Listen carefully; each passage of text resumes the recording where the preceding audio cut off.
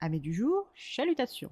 Pour les petits nouveaux, moi c'est Sekhmet et je vous souhaite la bienvenue dans mon podcast littéraire. Dans mon émission, je vais tenter 3 fois par semaine de vous donner envie de découvrir des livres de tout poil, récents et moins récents. Alors, si ça vous tente, c'est par ici la suite. Aujourd'hui, je vais vous présenter Tokyo Scénario, Rébellion d'une actrice sud-coréenne de Rina B. Owen, publiée chez K-World. Dans cette petite new romance sud-coréenne, nous faisons la rencontre de Lee Shin, 25 ans, actrice au top de sa popularité. Actrice depuis 6 ans maintenant, elle est à la tête d'un joli palmarès de récompenses pour les nombreux K-dramas auxquels elle a participé.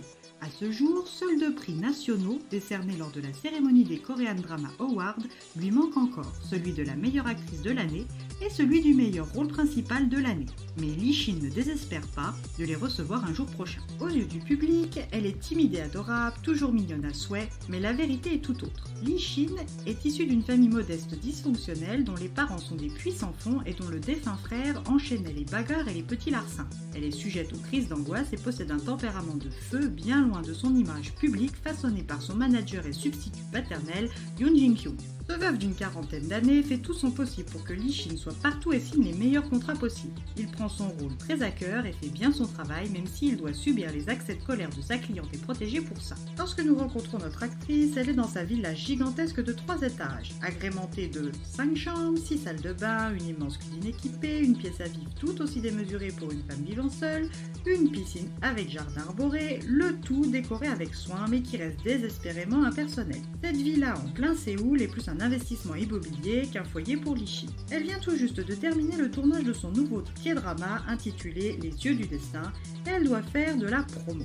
Yoon Jin-kyung lui a donc booké une émission en direct, ce qui n'est pas du tout à son goût. Elle n'en peut plus de cette vie de mensonge où les fans hurlent son prénom, se ruinent en cadeau à lui offrir, alors que ce qu'elle est devant la caméra et son vrai elle sont si différents. Mais comme elle doit tout à son manager, elle accepte à contre-cœur de participer. Le lendemain, après 1 heure interminable de promotion en direct, elle retourne dans sa loge. Pas le temps de souffler, qu'on frappe déjà à sa porte. Un coursier lui donne en main propre un script du nom de Tokyo Scénario. Elle est sur le point de refuser et de lui dire de le donner directement à son agent quand le préposé lui annonce qu'il s'agit d'un thriller mettant en scène une enquêtrice psychopathe qui trompe le monde de la justice depuis des années lorsqu'un jeune homme est témoin de l'un de ses crimes et devient involontairement son complice. Le film sera entièrement tourné en anglais et au Japon par le réalisateur et directeur lauréat de prix nationaux japonais pour film d'auteur, poignant Monsieur Azumi. Lee Shin est piquée et veut en savoir plus. Elle attaque sans plus attendre la lecture et est mordue en quelques secondes. Elle, qui se sent flétrir dans ses rôles de midinette, veut montrer plus d'elle et ce rôle est parfait pour ça. Que son agent soit d'accord ou non pour son virage à 360 degrés lui importe peu. Elle fera ce film, elle est Saori et veut le montrer au monde. Une fois les papiers d'usage signés, elle embarque pour le Japon.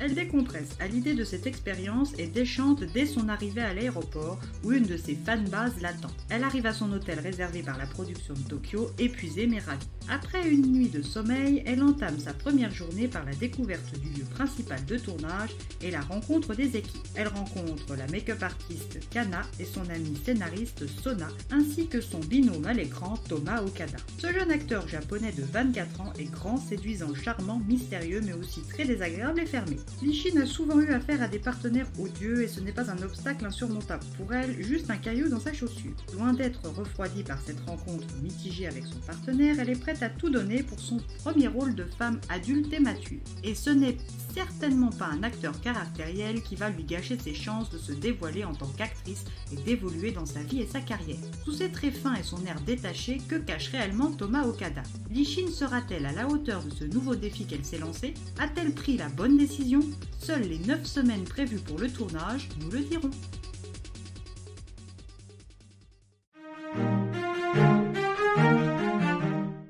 Une new romance agréable à lire qui met le doigt sur la difficulté liée à la célébrité, même quand celle-ci a été cherchée et désirée dans une société qui en demande toujours plus et en donne de moins en moins. Dans cette société où l'image, la réputation et le candidaton font loi, ce livre suit Lee Shin dans sa quête pour apprendre à être elle-même. Pour ne faire que citer l'auteur, la célébrité est attirante, belle et scintillante, mais elle entraîne l'artiste dans un isolement d'autant plus grand que sa notoriété croît. Ce propos est au cœur du livre et lui donne une profondeur supplémentaire, une belle découverte que je ne peux que vous recommander.